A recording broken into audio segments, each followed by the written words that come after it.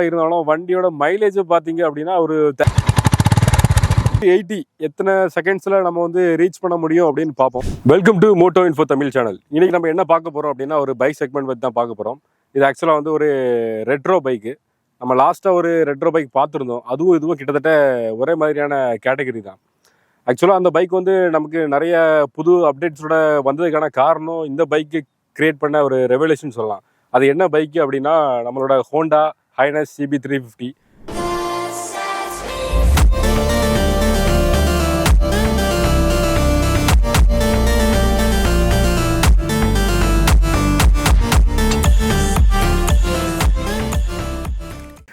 இப்போ நம்ம இந்த வண்டியோட டிசைனை பற்றி பார்த்துருவோம். இந்த வண்டி வந்து ஆக்சுவலாக ஃபர்ஸ்டே சொன்ன மாதிரி DLX bro chrome edition. So வண்டி ஃபுல்லாகவே உங்களுக்கு வந்து குரோம் தீம் ரன் ஆகிறது வந்து உங்களுக்கு நல்லா தெரியும். வண்டியோட ஃப்ரண்ட்டில் பார்த்தீங்க அப்படின்னா பழைய ரெட்ரோ பைக்ஸில் இருக்கிற மாதிரி சேம் ரவுண்ட் டைல் தான் கொடுத்துருக்காங்க. ஆனால் இதில் உள்ளே இருக்கிற எல்லாமே வந்து ஒயிட் LED லைட்ஸ் கொடுத்துருக்காங்க. இதில் வந்து நமக்கு சைடில் இருக்கிற ரெண்டுமே நமக்கு வந்து ஹை பீமாவும் சென்டரில் வந்து லோ பீமாவும் ஒர்க் ஆகுது. மேலே இருக்கிற போர்ஷன் வந்து DRLs எப்போவுமே நமக்கு வந்து ஆனில் இருக்கும். சைடில் பார்த்தீங்க அப்படின்னா நமக்கு வந்து ரெண்டுமே டெலஸ்கோபிக் சஸ்பென்ஷன்ஸ் கொடுத்துருக்காங்க. இது வந்து ஆக்சுவலாக நல்லா வண்டியோட போல்டை இன்னும் கொஞ்சம் கூட்டி கொடுக்குதுன்னு சொல்லலாம். அதுக்கு பிறகு மக்காடு வந்து நமக்கு வந்து சேம் குரோம் தீமில் தான் கொடுத்துருக்காங்க. டயர் வந்து 100/90 ஆர் 19 இன்ச்சு அலாய் வீல்ஸில் கொடுத்துருக்காங்க. MRF டயர்ஸ் தான் யூஸ் பண்ணியிருக்காங்க. ஸ்டாக்கில் வர்றது வந்து MRF டயர்ஸ் தான் இருக்குது. அப்படியே நமக்கு இந்த வண்டியோட ஃப்ரண்டில் கொடுத்துருக்கிற டிஸ்கோட சைஸ் வந்து 310 mm வருது. ஆக்சுவலாக இது வந்து கம்பெனி ABS தான். ஸோ நமக்கு பிரேக்கிங்கை பற்றி எந்த ஒரு பயமும் தேவையில்லை. வண்டியோட பிரேக்கிங் வந்து அந்த அளவுக்கு நல்லா இருக்குன்னு சொல்லலாம். அப்படியே கொஞ்சம் பின்னாடி வந்தீங்கன்னா உங்களுக்கு தெரியும் ஒரு மேசிவான இன்ஜினை உங்களால் பார்க்க முடியும். இது வந்து ஆக்சுவலாக ஒரு 350cc இன்ஜின். இந்த இன்ஜின் வந்து நமக்கு வந்து 20 PH பவரும் 30 Nm ஆஃப் டார்க்கும் நமக்கு வந்து ப்ரொடியூஸ் பண்ணுது. ஆக்சுவலாக இந்த வண்டி வந்து 30 Nm ஆஃப் டார்க்கும் வந்து 3000 RPMலேயே நமக்கு வந்து ஃபுல்லாக ப்ரொடியூஸ் பண்ணுறதுனால ஒரு லோ ஸ்பீடில் ஹை கியர்ஸில் கொஞ்சம் ஃப்ரீக்வெண்ட்டாக ட்ராவல் பண்ண முடியுது. அதே மாதிரி இனிஷியல் பிக்கப்பும் சொல்ல முடியும். ஃபஸ்ட்டு கியரில் கிட்டத்தட்ட ஒரு 40 ரீச் பண்ணுது. செகண்ட் கியரில் அரௌண்ட் 80 வரைக்கும் போகுது. ரொம்ப ரெஸ்பான்ஸ் வந்து ரொம்ப குயிக்காக இருக்குது. அதில் வந்து நம்ம அந்த டார்க்கோட லெவலை செக் பண்ண முடியுது. அப்படியே நமக்கு இன்ஜினில் இருந்து பின்னாடி வரைக்கும் ஒரு குரோம் தீமில் ஒரு ஸ்டைலிஷான சைலன்சர் கொடுத்துருக்காங்க. ஆக்சுவலாக இந்த வண்டி ஓட்டும் போது சைலன்சர் சவுண்டு வந்து கொஞ்சம் ஸ்வீட்டாக இருக்குது.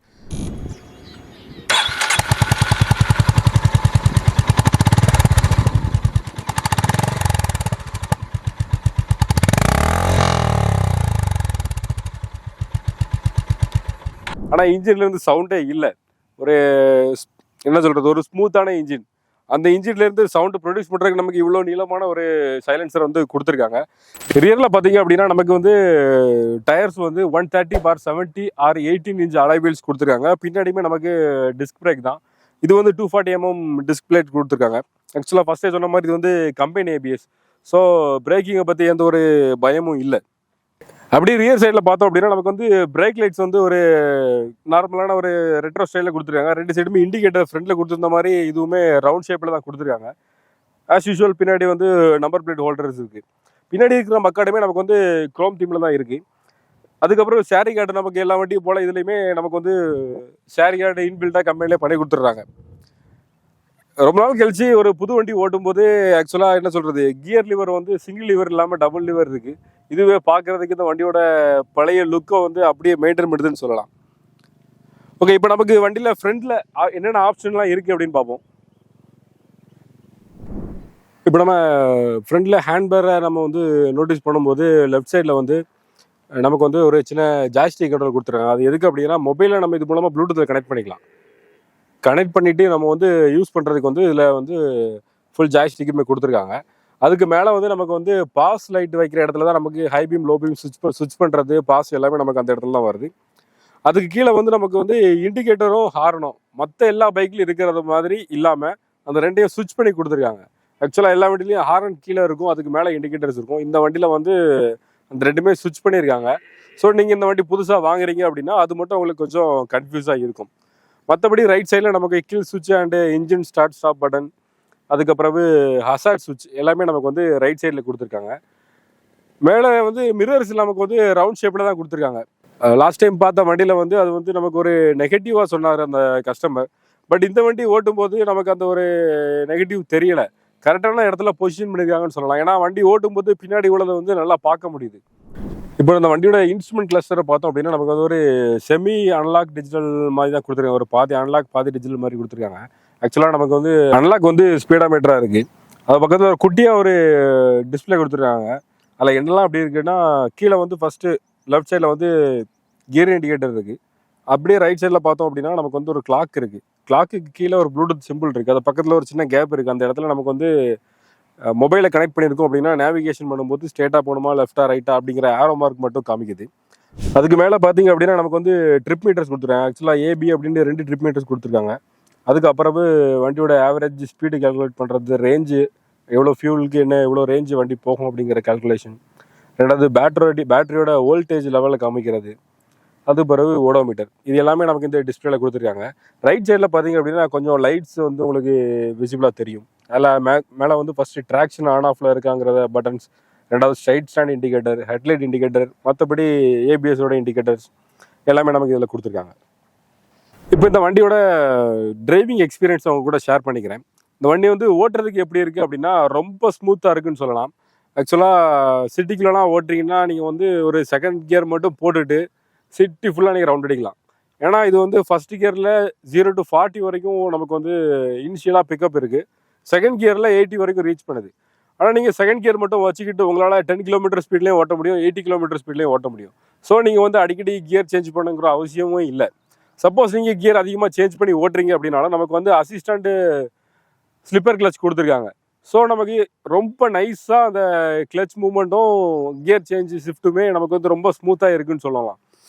ரெண்டாவது இது வந்து ஃபுல்லாக ஓட்டி பார்க்கும்போது நோட் பண்ண இன்னொரு விஷயம், ஒரு சின்ன நெகட்டிவ் மாதிரி எனக்கு தோணுச்சு. அது என்ன அப்படின்னா, ஒரு 40, அதாவது ஃபஸ்ட் கியரில் 40 வரைக்கும் தான் போகுதுன்னு சொல்லியிருந்தேன். ஆக்சுவலாக ஆர்பிஎம் மீட்டர் நமக்கு இதில் தனியாக கொடுக்கல. ஸோ அந்த ஆர்பிஎம் வந்து ஃபுல்லாக டச் ஆகும்போது ஃபியூல் கட் ஆகிற மாதிரி ஒரு ஃபீல் இருக்குது. அதாவது 40 கிலோமீட்டர் ஸ்பீடில் போயிட்டு இருக்கும்போது டக்குன்னு வண்டி வந்து கொஞ்சம் டவுன் ஆகுது ஸ்பீடு. அதே மாதிரி செகண்ட் கியரில் 80 போகும்போதும் அதே லெவல் வந்து கொஞ்சம் மெயின்டைன் ஆகுது. அது மட்டும் இல்லாமல் இருந்திருந்தால் இன்னும் கொஞ்சம் ஸ்போர்ட்டி டிரைவுக்கு நல்லாயிருக்கும். பட் இந்த வண்டி வந்து அதுக்காக யாரும் எடுக்க போகிறதில்ல. இது வந்து நீங்கள் சிட்டிக்குள்ளே ஓட்டுறதுக்குமே லாங் டிரைவ் பண்ணுறதுக்குமே ஒரு ஸ்மூத்தான எக்ஸ்பீரியன்ஸை கொடுக்கணும் அப்படிங்கிறதுனால தான் இந்த வண்டி வந்து சூஸ் பண்ணுவோம். அதுக்கு இது வந்து ரொம்ப கரெக்டாக ஆப்டான வண்டின்னு சொல்லலாம். இப்போ இந்த வண்டியோட 0 to 80 எத்தனை செகண்ட்ஸில் நம்ம வந்து ரீச் பண்ண முடியும் அப்படின்னு பார்ப்போம் வாங்க.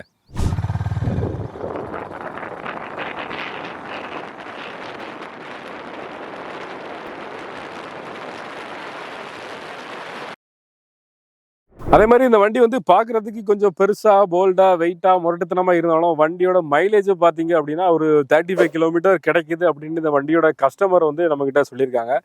ஆவரேஜாக ரிப்போர்ட்ஸ் எல்லாருமே சொல்கிறதுமே அந்த 35 கிலோமீட்டர் அப்படிங்கிறது தான்.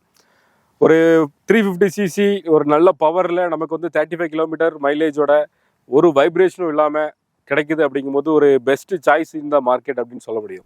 இந்த வீடியோ கண்டிப்பாக உங்கள் எல்லாருக்கும் பிடிச்சிருக்கும்னு நினைக்கிறேன். மறக்காமல் நம்ம சேனலை சப்ஸ்கிரைப் பண்ணிக்கோங்க, பெல் ஐக்கான் கிளிக் பண்ணிக்கோங்க. இதே மாதிரி லேட்டஸ்ட் வீடியோஸ் எல்லாமே நமக்கு வந்துக்கிட்டே இருக்கும். முடிஞ்ச அளவு ஷேர் பண்ணுங்கள்.